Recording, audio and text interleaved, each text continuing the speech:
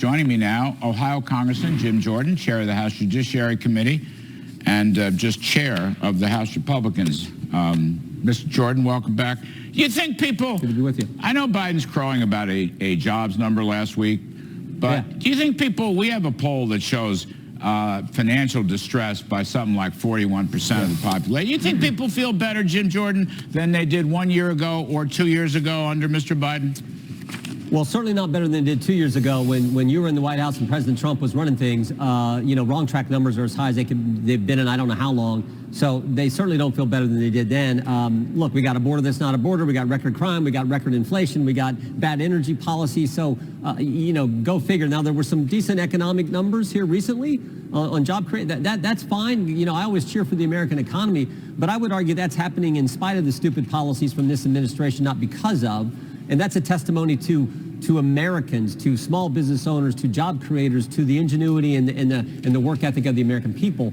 But yeah, I think overall most Americans think like, wow, this is not what we had, what we hope would happen in our great country, and certainly much different than what we had under the previous administration. Jim Jordan, late last week, Mr. Biden blamed the inflation on Mr. Trump. It was quite remarkable. He said, I inherited high inflation. Wasn't my problem. Wasn't my mistake. I inherited that. So, of course, millions of people went and fact-checked it. It was completely untrue. Actually, Trump's last CPI number was 1.4%. But I'm just saying, has he get away with that? Will Biden get away with that if he repeats that in the State of the Union? No, the American people are smart. I mean, I assume he's going to give a pretty decent speech tomorrow night. I always say this is as close to pageantry as we get in our great country. We don't have a monarchy or anything, so this is as close as we get. It's a wonderful, I think, event for our country. So I assume he'll do okay with his speech. But the country gets the facts. They know that everything costs more. They know that energy costs more. They know that there is no longer a border. The border is not a border now. So they get all those fundamentals. They get what this administration does. And as John Ratcliffe and you just in your previous exchange pointed out, they get that this guy projects weakness from the Oval Office. So the country understands all that. So I don't think he'll get away with the things he's saying. And again, that's why, unfortunately, we see these wrong track numbers, at levels we've never really seen before in our country. Let's go to the border for a moment. We're going to talk more about it later in the show. I don't know that he'll even mention the border. Until recently, he never went down to the border. But the border and the illegals, it's become a major disruption throughout America.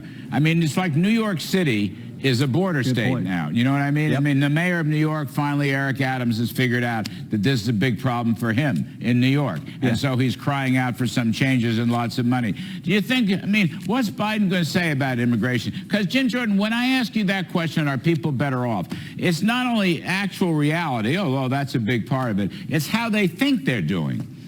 Yep.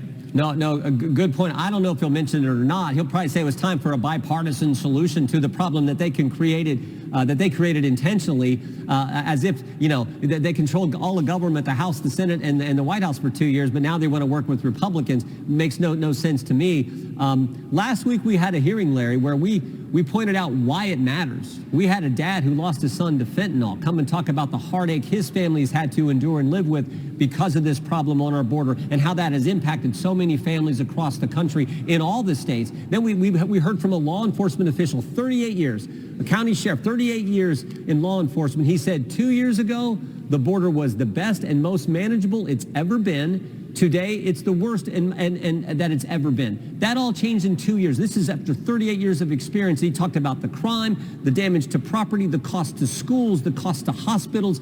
All that is now coming across the whole country because we have these, 5 million people coming into the country in the last 2 years. So I think the real key questions here are, how did it happen? Why it matters, and we had that in our last hearing, and then how do we fix it? And that first one is, how did this happen? Day one, Joe Biden said, we're not going to build the wall anymore, we're not going to have remain in Mexico, and we're not going to deport. And everyone came. And then how we fix it is to put back in place the policies that were working in the previous administration. And that's what we're going to do. We're going to have legislation come out of the Judiciary Committee that we think will pass the House, and then we'll see what Chuck Schumer in the Senate does. And then there's this issue of the debt.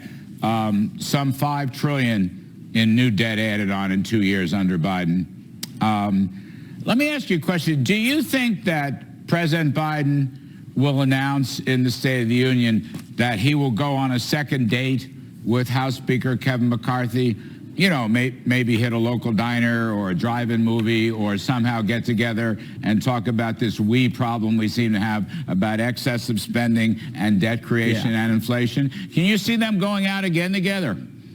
I do, especially after what happened last Wednesday. Remember, go back 7 weeks ago, they passed that crazy bill, the $1.7 trillion spending monstrosity. And then a few weeks ago, Karine Jean-Pierre said at the White House, the White House will not negotiate with House Republicans. Well, they sure changed their mind, because last Wednesday they started a negotiation when the president and Speaker McCarthy sat down to talk about the debt ceiling. So I do think they'll meet again. And we've got to understand, with record spending, record inflation, record debt, we have to get some structural reform on that debt ceiling increase that's coming. We have to get that, and frankly, some savings as well. And House Republicans will be fighting to do those two things, because we know that is good for the country. Well, the alternative vision, I mean, look, you can give a guy a phone number, but that doesn't mean he's going to call you back. I got to see Biden at the State of the Union, Jim Jordan. I mean, he might just blast the Republicans, say, I want a clean debt bill, that's all. Don't give me any of this crazy stuff that you've been talking about, like the IRS and so forth. You know, I mean, that could be vintage Biden, no reset, just a lot of insults. And he may do that, but again, I trust the American people. The American people know that there's been record spending. They know we have record levels of inflation, and they know we now have a record level of debt. So you can't keep doing the same old, and change that. So you have to negotiate with House Republicans. After all, they put us in the majority just a few months ago. I think that will happen. And I would say this, regardless of how bad and how crazy the things Biden says, I think the country figures it out and understands what's at stake. I hope you're right. I truly hope you're right. Congressman Jim Jordan, thank you, sir. Appreciate it very much.